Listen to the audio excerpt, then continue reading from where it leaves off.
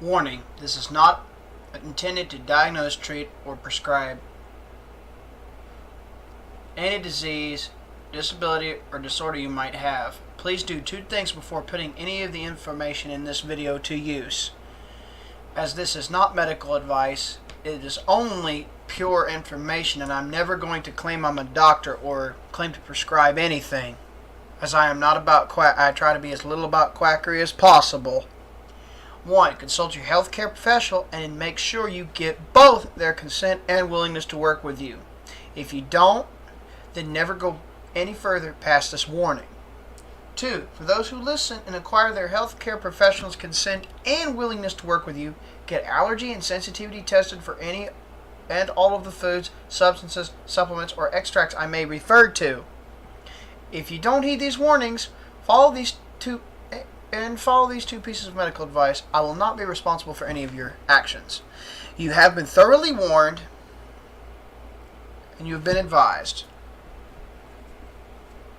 Don't try this shit at home. Take care. On to the video. Guys,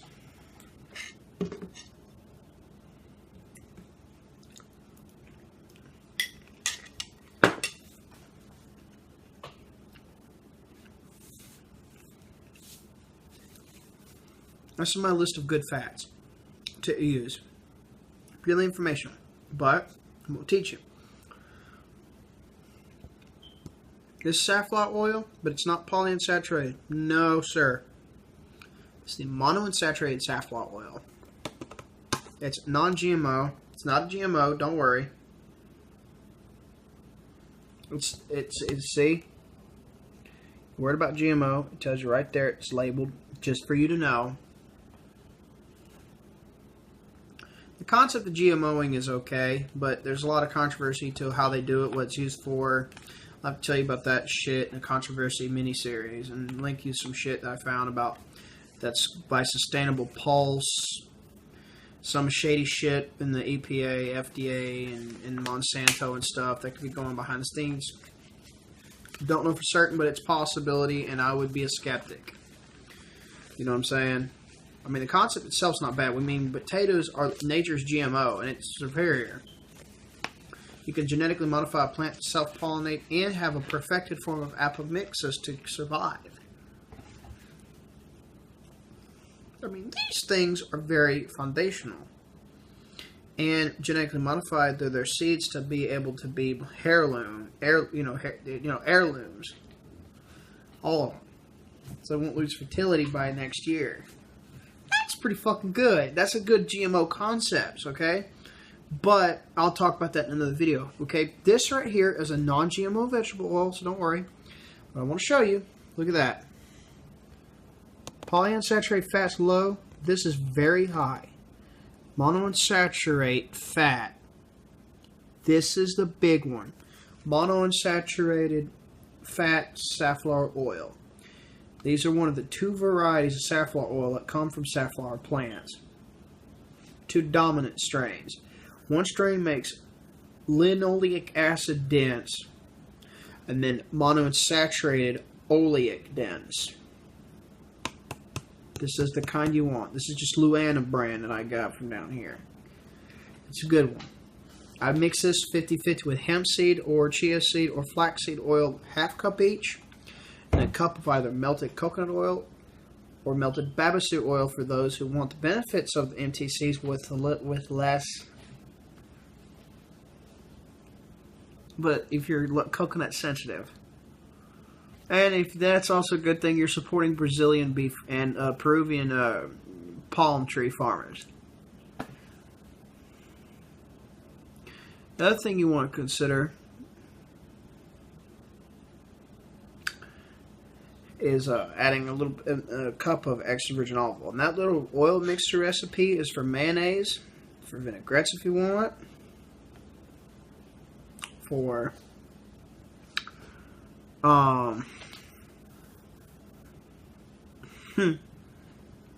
it's the best for mayonnaise.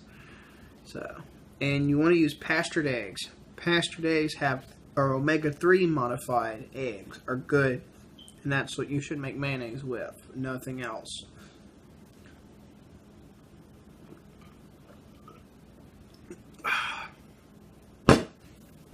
good.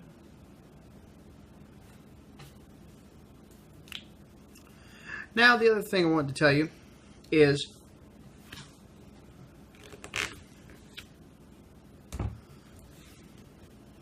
I got safflower oil. Monounsaturated safflower oil is the only one worth a damn out of those two. You need to look at the nutrition facts labels. Look at them. They're there for a fucking reason. Number 2, extra virgin olive oil. It's monounsaturated fat dense. It has allurapine, which is a cardioprotective polyphenol. Number 3, avocado oil. That's very good. And if it's refined once or twice, it's got the highest smoke point frying oil in the planet. If I did medium temp frying, I'd mix it with red palm oil. Simply because CoQ10, various other unique factors, and some stuff like that in the red palm oil. That's very seldomly used to fry. So you got that monounsaturated safflower, olive oil, avocado oil, red palm oil. Babasu oil, that's for those with coconut oil allergies but want the same benefits, largely the same benefits of coconut oil. And there's coconut oil itself. You know it's raw, virgin, extra virgin when you smell it, and it's got a slight kiss of coconut hint, like a slight kiss of a coconut scent to it, like a coconut, like very hinted with a coconut aroma, very small hint of it. You'll know. Chia seed oil. Same reasons as flaxseed oil, hemp seed oil that I mentioned in my little oil mix recipe. That's a take on a Mary and Nig's oil blend. Half a cup each of either babasu or coconut oil, extra virgin olive oil, and then the half cup each of the monounsaturated safflower, and paired with a half a cup of either chia, flax, or hemp seed oils. Okay, those are the plant fats. Healthy animal fats. All these others have to be either grass-fed or pastured. I'm going to list them off. Duck fat. Chicken fat. Those have to be grass-fed. Lard. Has to be pastured pork. Better yet, pastured olive pulp. Pasture-fed, then finished. That's the finishing or fattening period on acorns, olive pulp, and chia seed on that side.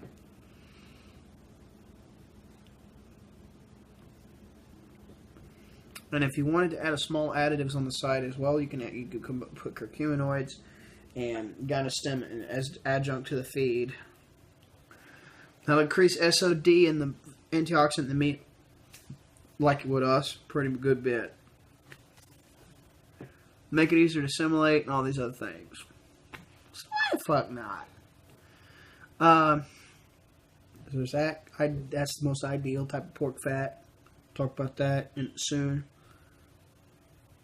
Plus, if you fed them waste marijuana scraps, they'll be fucking fat as shit compared to every other pig.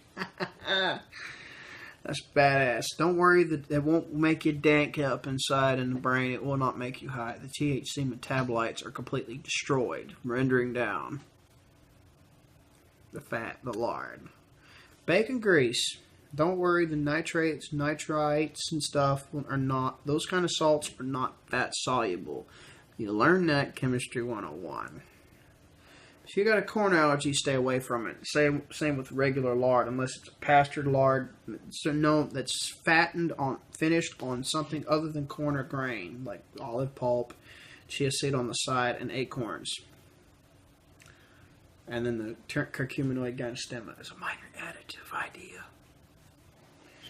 That's a great way of pasturing pigs with increasing antioxidant content of the meat. I easily could hypothesize. I would demand that to be scientifically tested under highest scrutiny. Anyway, next would be grass-fed beef fat. Grass-fed or grass and hemp-fed butter, grass or grass and hemp-fed cream and sour cream the same with the same two choices: grass and hemp, or just grass fed.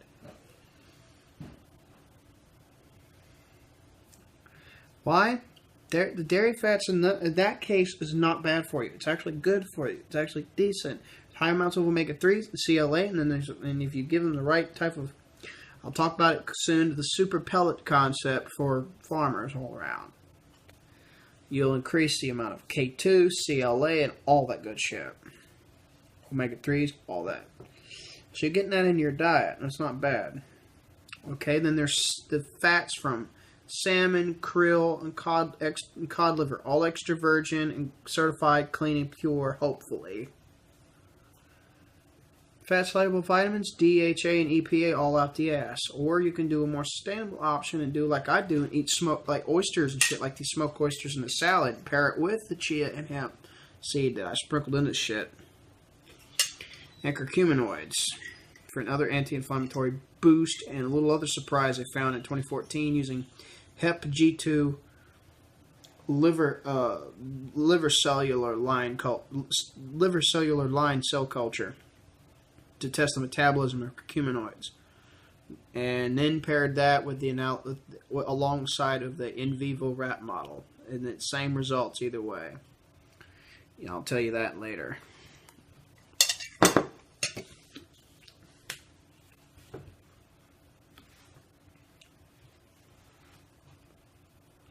These are all good fats because when they're fed proper or grown properly, they're clean. And if the animal fats are fed properly and cleanly, you got no toxins. And even if you did the smoking and curing, guess what? If you cure it properly, you let the salt curing environment breed leuconostoc, other type of probiotics, nitrosomia, and nitrobacteria.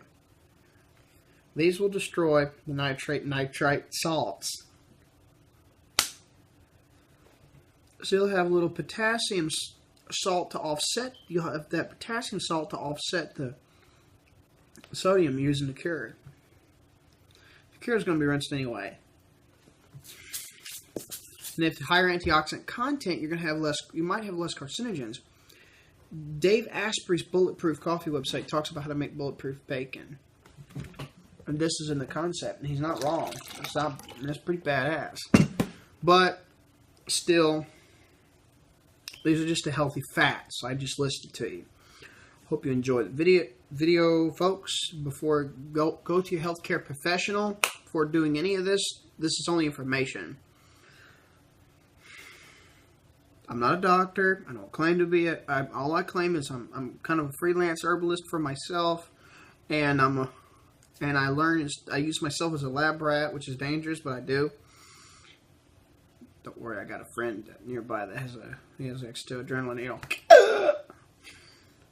But still, I write these, record these experiments down, and I want to share the information with you guys when I get them all written in a book.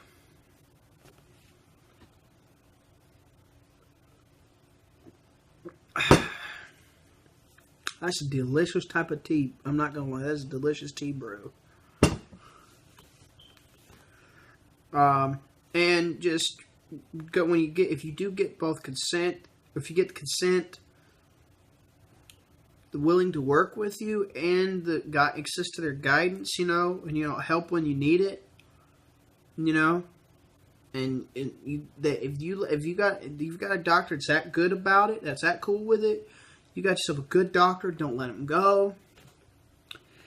They're curious in the name of science. That's good. And they also truly follow the secular Hippocratic oath. So that's an all or nothing at all. All or nothing for number one. Number two, get sensitivity and allergy tested like a motherfucker. I emphasize that's the only 2 bits of medical advice I will ever give in these videos. Talk to a healthcare pro that's that good and is willing to work with you and try this out with you with involvement. After giving you the blessings, and then go get sensitivity tested.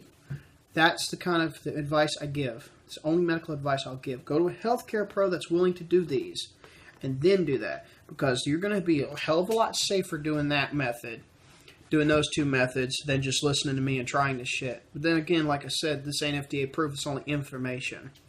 That's for you to go to healthcare to do what I just recommended as medical advice. Those two things.